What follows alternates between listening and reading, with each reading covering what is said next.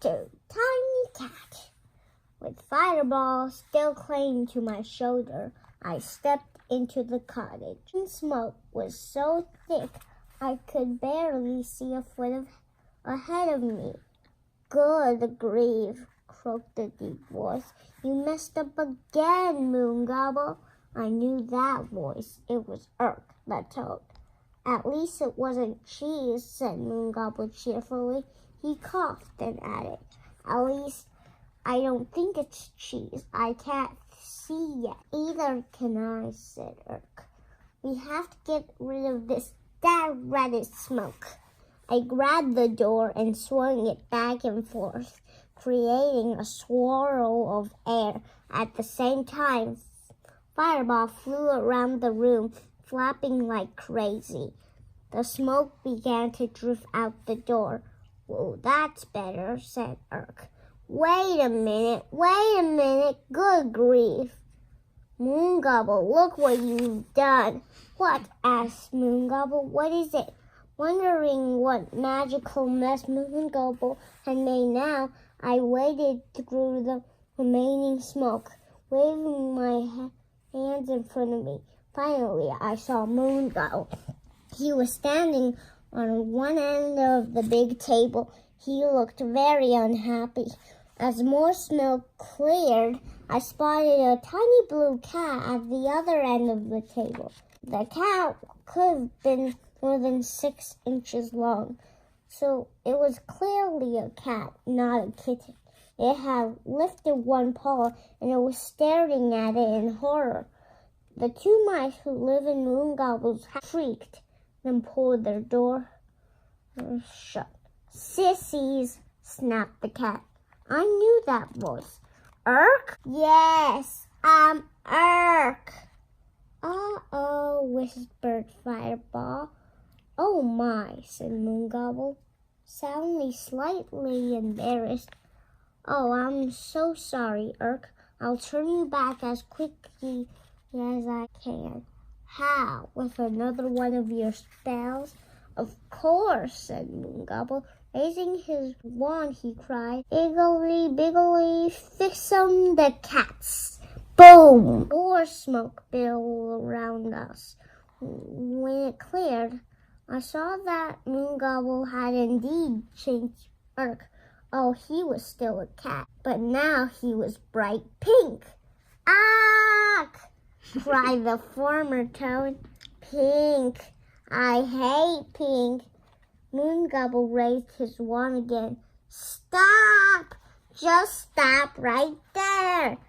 Now calm down. Calm down? I'm a cat. I hate cats. Not only am I a cat, I'm pink. A little pink cat. Do you have any idea how you're humiliating? I think you're cute, said a tiny voice. That was when I realized the annoying newcomer had slipped into the cottage with us. Not only had come into the cottage, she had climbed the table leg. Now she was standing between me and Moongobble. Who are you? Demanded Urk. My name is Snelly. Can I have you? You're just the right size for a pet. No, you cannot have me, and I'm not a pet. I want to hug you and kiss you and wrap you in a blanket, cried Snelly, darting toward him. I lunged forward. Grabbing her fake wings, I snatched her off the table. Let me go, you big brute, she bellowed, trying to wiggle out of my grasp. Let me go. Not until you promise not to touch the kitty. I am not a kitty. Yes, you are, and I love you. Moongobble, do something. I'm thinking. That was what I was afraid of, muttered Urk. Let me go, squealed Snelly, still squirming. Do you promise not to touch Urk? Snelly held still. I promise, looking around the room.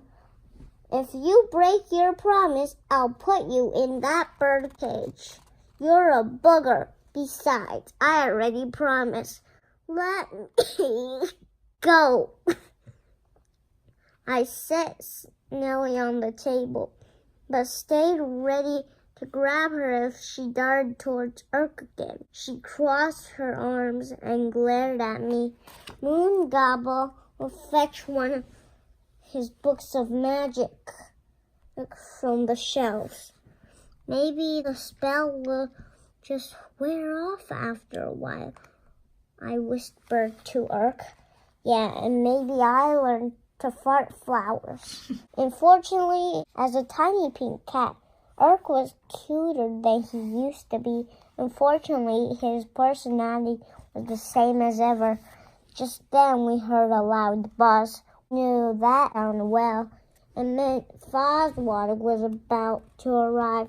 Don't tell him who I am, cried Urk in a panic.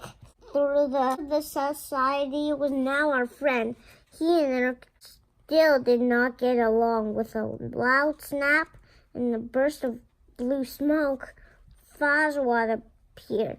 Greetings, Moon Gobble. I have come to talk to you about... He stopped.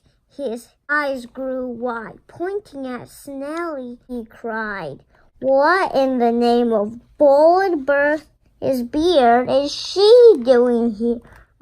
It was the first time I ever saw Foswat look frightened.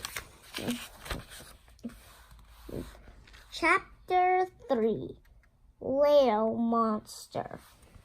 Okay, we're gonna stop here. Okay, We're gonna read the rest maybe tomorrow.